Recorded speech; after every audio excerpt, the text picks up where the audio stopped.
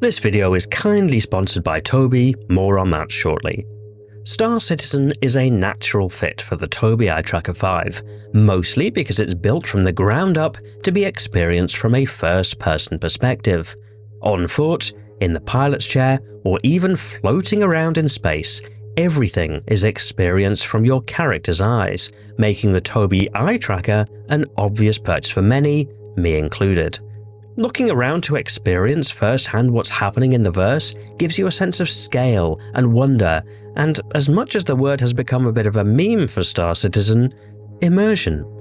The Tobii Eye Tracker capitalizes on all of that in Star Citizen, offering a natural way to be able to further immerse yourself in the verse and experiencing better situational awareness in-game. Not to mention providing another control method to add to your hands and/or feet. I'm Forrester, and this video will share a little more about the Tobii Eye Tracker 5, including key features useful for Star Citizen, in-game settings and setup, some of the different use cases for the eye tracker, and some questions frequently asked by viewers. This video will also briefly cover the Tobii Ghost feature, and all of the portions of the video are timestamped in the video description in case you're interested in something specific. But first, I wanted to talk about what it means for this to be a sponsored video.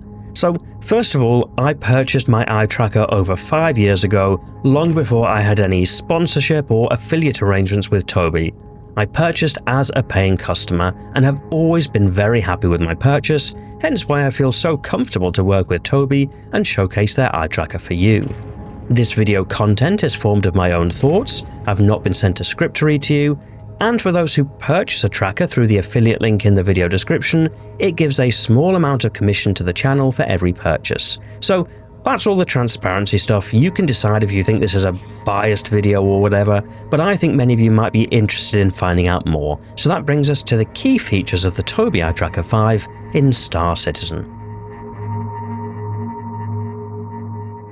At its core, the Tobii Eye Tracker 5 provides two key functions in Star Citizen. Those are head tracking and eye tracking.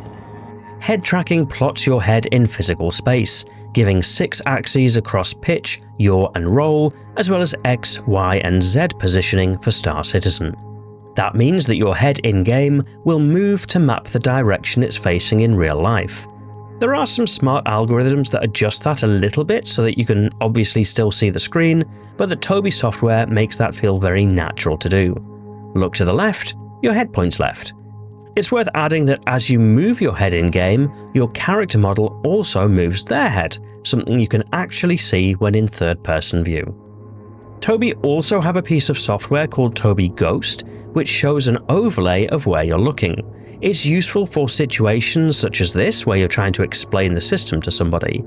The feature will be covered a little more later in the video, but from now on when you see this overlay, you'll know it represents where my eyes are currently pointing, and for the most part, I don't use it, so never actually see the little bubble while playing.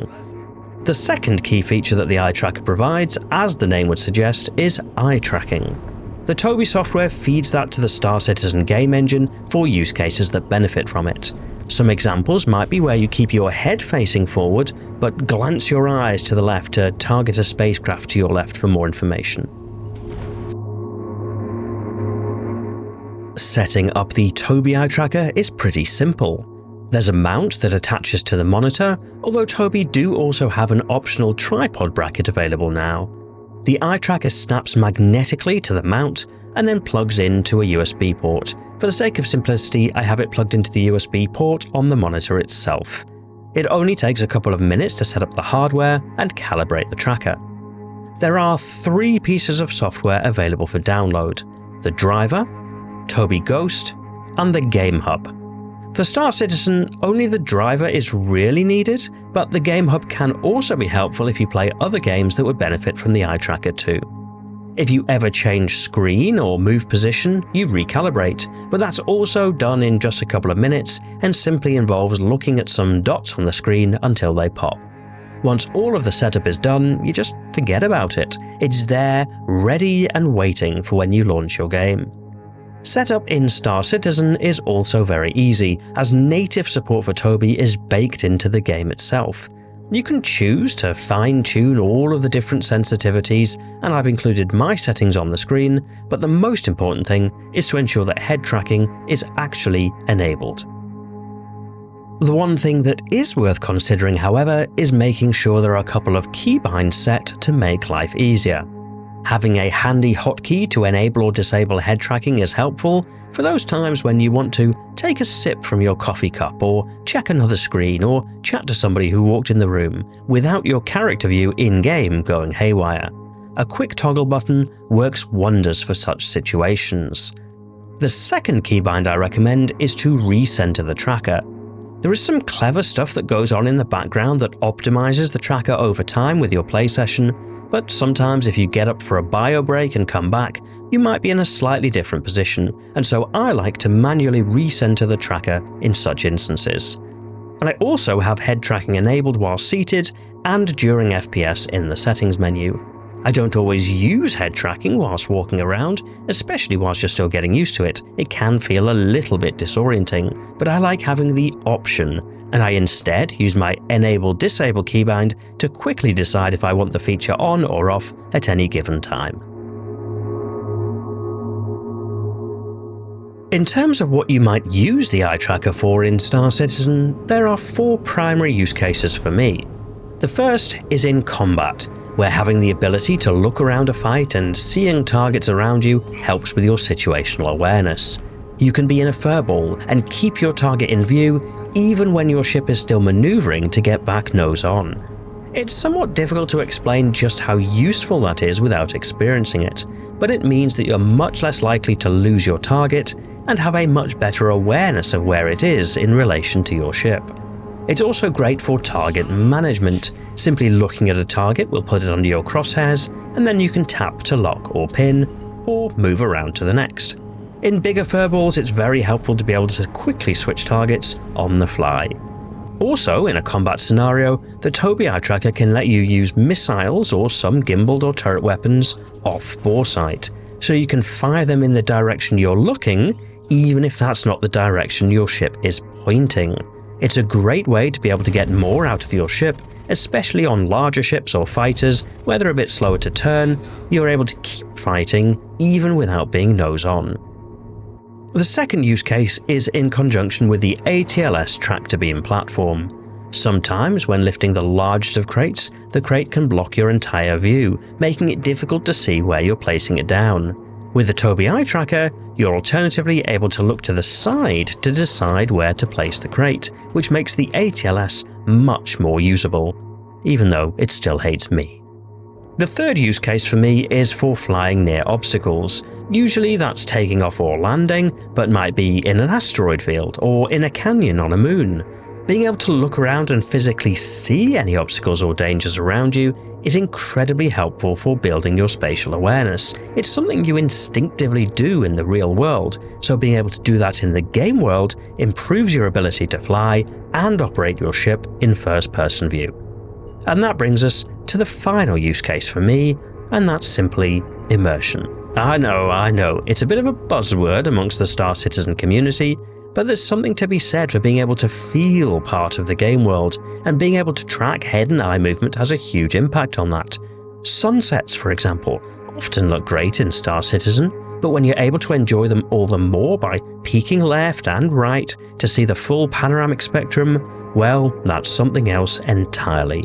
Particularly amongst some of the larger ships that have recently arrived in-game, like the Polaris or Idris, sitting on the bridge and looking around inside and outside, it accentuates the sense of scale that Star Citizen offers. There are some other use cases, for example, racing, mining and salvaging, although I tend not to use the Tobii eye tracker personally as much for those use cases, so we'll reserve judgment there. Over the course of my various gameplay videos, some of you have asked some different questions about the eye tracker, so I'll summarize some of those answers here. I've had no problems with low light performance for the Tobii eye tracker 5. It has worked great for me in the dark. Interestingly, it's also worked great for me in bright sunlight, whereas other head trackers I've used in the past have struggled. It's one of the reasons I originally bought the Tobii. I've used the Tobii eye tracker with a curved display without any problems. I also personally use the Tobii eye tracker on much bigger screens than are officially supported. The Tobii webpage at time of recording says that the recommended screen size for eye tracking isn't bigger than 27" for 16:9 and 30" for 21:9. Whereas for 16:9 I've used a 32" curved and 44" display, both considerably larger than the recommended specification, with no problems at all. Perhaps it's because by the time you add in the space for my joystick and throttle, I'm sat quite far back from the screen? Anyway, the official line is that the recommended max is much lower, but my personal experience of using equipment beyond those recommendations has worked fine. And those limitations don't seem to apply to head tracking. Finally, the Tobii is much more convenient than other solutions I've used. I've used things that sit on a baseball cap, things that clip to your headset, and it's always added a bit of time to getting set up and ready to fly. The convenience of the Tobii eye tracker is that it always just sits below your monitor, silently waiting, ready to go at a moment's notice for you to fly. Incidentally, it can also work as a sign-in device for Windows Hello if you're that way inclined. I did say I'd mention Tobii Ghost, which I've used in this video to show you where I'm looking. I don't ordinarily use this software, and unless you're a content creator, you might not too. A lot of streamers use it to more helpfully explain to viewers how the system works or what they're looking at, but essentially, the majority of use cases lie in being able to show it to somebody else. There are also niche use cases for using it yourself, to optimize your gameplay if you're really at the cutting edge of the competitive sphere, to check, for example, if you're looking at the right things at the right time. But if you're a fairly chilled space dad like me, you might not use it, but it's good to know that the functionality is there. In summary, the Tobii Eye Tracker 5 adds a lot to your Star Citizen experience. It's quite hard to explain just how impactful it can be, bringing the game to life, making things easier to see, easier to control. It is a premium product and accordingly can be quite expensive. That's really not unusual for premium hardware, and it's not uncommon for Star Citizen players to be looking at other expensive hardware, like joysticks and the like, but I'll acknowledge that price can be a factor. That said, you might want to follow Tobii, and me for that matter, on the various socials, as there are often discounts and promotions running which can help you snag a deal for those who might be interested but want to save a little on that upfront cost. At time of recording, there's a discount running, for example, that can help save a chunk on that price. That's running from the 16th of April to the 28th of April 2026, as well as a sweepstake with some goodies on offer, such as some Steam vouchers, game keys, and an Eye Tracker 5. The links for those are in the video description for those watching before 28th of April 2026. Incidentally, whilst this video is primarily to talk about the Eye Tracker 5 and Star Citizen, I also have used it for many other games that I enjoy, including F1, Microsoft Flight Simulator, and DCS World. At time of recording, a total of 271 titles support the Tobii Eye Tracker 5, so if you're interested, maybe don't assume you'd only use it for a single game. In closing, you don't need a Tobii Eye Tracker to enjoy Star Citizen, in the same way you don't need a joystick or any other fancy hardware, but you certainly might want one to boost your experience. Once you've used it, you might not want to fly without it. I know I wouldn't.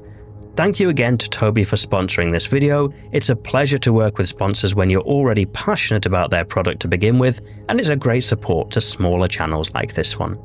If you have any questions or want to share your own experiences, I'm right here in the comments section as always. If you found this video helpful, you might press the like button, or I guess the dislike button if you think I'm just a shill, although I disagree heavily given how awesome the Tobii Eye Tracker is. But otherwise, and as always, thank you for watching.